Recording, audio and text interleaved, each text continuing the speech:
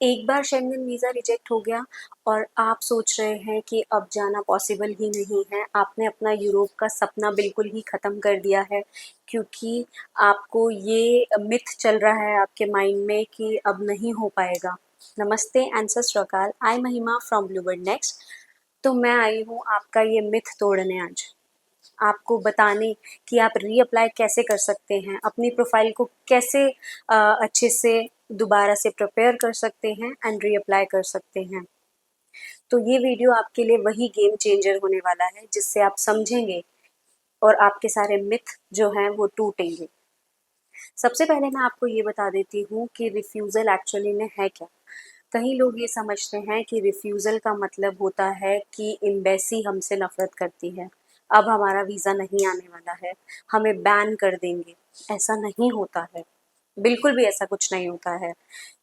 Embassy एक risk assessor होती हैं, वो हमारे को असेस करती हैं, वो हमें जज करती हैं, कुछ पॉइंट्स में हमें जज करती हैं जिसको हमें क्लियर करना होता है। अगर हम वो उनकी जजमेंट में पास हो गए तो हमें वीज़ा मिलता ही मिलता है। अगर एक भी चीज़ में हम फेल हो गए तो हमारा वीज़ा रिजेक्ट हो जाएगा। मैं आपको बताती हूँ कि वो किस पॉइंट्स में आपको जज करते हैं। सबसे पहला, आपका इंटेंशन, आपका वहाँ जाने का इंटेंशन एक्चुअली में है क्या। आप वहाँ टूरिस्ट पर्पस से जा रहे हैं या फिर सेटल होने जा रहे हैं, आप जेन्युइन ट्रैवलर हो भी या नहीं हो। नेक्स्ट आता है कि आपके पास फाइनेंस है या नहीं है, आप इतने फाइनेंशियली कैपेबल हो या नहीं हो कि आप अपना ट्रैवल एक्सपेंस खुद से हैंडल कर सको। उसके बाद आता है आपके टाइज़, आपके इंडिया में टाइज़ स्ट्रॉन्ग हैं या नहीं हैं, आप वापस आओगे भी या नहीं आओगे। तो वो ये चीज़ें आपकी देखना चाहती हैं।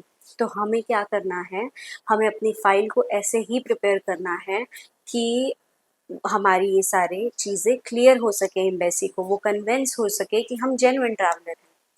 अब मैं आपका एक मिथ तोड़ना चाहूँगी। लोग सोचते हैं, बहुत से एप्लीकेंट्स ऐसे होते हैं जिनका एक बार ऑलरेडी रिफ्यूज़ल आ जाता है एंड वो हमें भी ये बोलते हैं कि एक बार रिफ्यूज़ल है तो अब तो हमारा वीज़ा नहीं निकलने वाला। तो ये सबसे बड़ा मिथ है आपका। थाउजेंड्स ऑफ एप्लीकेंट्स के वीज़ा सेकंड बार में निकलते हैं। हमारे पास ऐसे भी केसेस आए हैं जिनका ऑलरेडी शेंगन में रिफ्यूज़ल था एंड नेक्स्ट टाइम उन्होंने अप्लाई किया, अपनी फ़ाइल को इन्हांस करके अप्लाई किया तो उनका वीज़ा निकला है। ऐसे भी केसेस हैं जिनका 2-2 साल का वीज़ा भी निकला है, रिफ्यूज़ल होने के बाद भी। तो आपको अपनी पहली प्रोफाइल से सेकंड प्रोफाइल जब आप अप्लाई कर रहे हो तो उसमें क्या चेंज करने हैं, आपको क्या चीज़ें देखनी हैं। अगर आपका कवर लेटर वीक था तो आपको अपने कवर लेटर में सारी चीज़ें एक्सप्लेन करनी है। नेक्स्ट टाइम आप अप्लाई करें तो उसमें जस्टिफिकेशन ज़रूर ऐड ऑन करें। कुछ भी बिल्कुल नहीं छुपाना है वीज़ा ऑफिसर से कि अगर आप कुछ कवर लेटर में बताना भूल गए हो तो नेक्स्ट में आप उसको अच्छे से इलेबोरेट करके बताइए। अगर आपके फाइनेंसेस स्ट्रॉन्ग नहीं थे, वीक थे, तो आप नेक्स्ट बार अपने हेल्दी फाइनेंसेस को दिखाइए तो अप्लाई कीजिए।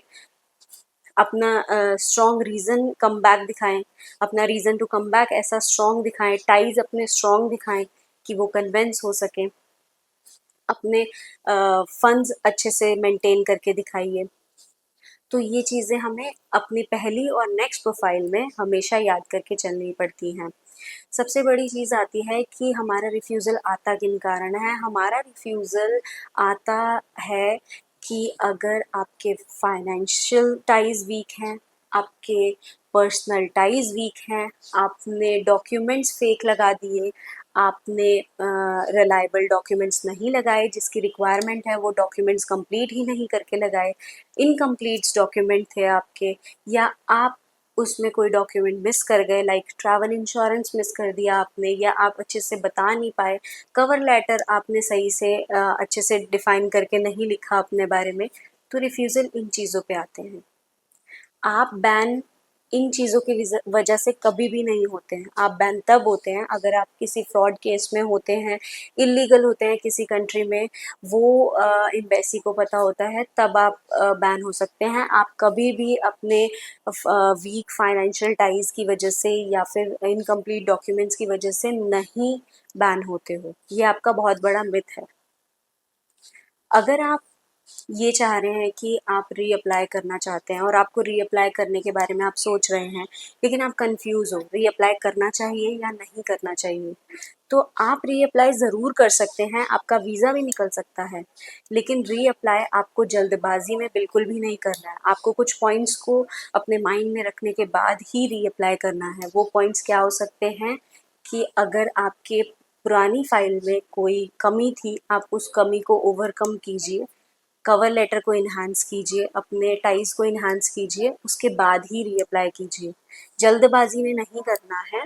अगर आपके कुछ ऐसे था, आपकी फाइल में कुछ ऐसा था कि आपको ऐसा लगता है कि आपने सब कुछ बहुत क्लियरली मेंशन किया था, फिर भी रिफ्यूज़ल आ गया, आप उन केसेस में रीअप्लाई कर सकते हैं साथ के साथ। लेकिन अगर आपका ज़ीरो ट्रैवल हिस्ट्री की वजह से या फिर आपकी खुद की प्रोफाइल की कमी की वजह से आता है, तो आप अपना रिफ्यूज़ल लेटर अच्छे से पढ़िए, उसके पॉइंट्स को फिक्स कीजिए, देन रीअप्लाई कीजिए। तो अपना आपको ये मिथ ज़रूर तोड़ना पड़ेगा कि रीअप्लाई करने से वीज़ा नहीं निकलता है, एक बार रिफ्यूज़ल आ गया तो दोबारा नहीं हो पाएगा। तो ये आप बिल्कुल भूल जाइए। हमारे पास बहुत से ऐसे केसेस आते हैं जिनका रीअप्लाई करने से ही 2-2 साल का वीज़ा भी निकलता है, एंड ज़रूर निकलता है वीज़ा, ऐसा नहीं होता है। और साथ के साथ रीअप्लाई भी कर सकते हैं, लेकिन वो उन केसेस में कर सकते हैं अगर आपके जो प्रोफाइल है आपने अच्छे से सबमिट की थी, देन फिर भी आपका रिफ्यूज़ल आ गया, आप उस केस में एकदम से रीअप्लाई कीजिए। नहीं तो बिना फिक्स की करे अपने पॉइंट्स को कभी भी रीअप्लाई नहीं करना चाहिए। अगर पहले कमी थी देन ही रीअप्लाई कीजिए। अगर आपको ये वीडियो अच्छा लगा हो तो हमारी वीडियो को लाइक ज़रूर कीजिए, अपने फ्रेंड्स के साथ शेयर भी ज़रूर कीजिए, हमारे चैनल को भी सब्सक्राइब कीजिए, एंड नोटिफिकेशन के लिए बेल आइकन को भी प्रेस कर लीजिए, ताकि कोई भी न्यू वीडियो हम अपलोड करें तो वो आप तक ज़रूर पहुँचे और आपके डाउट्स भी क्लियर हो सकें। मिलते हैं नेक्स्ट वीडियो में, तब तक के लिए सेफ ट्रैवल्स।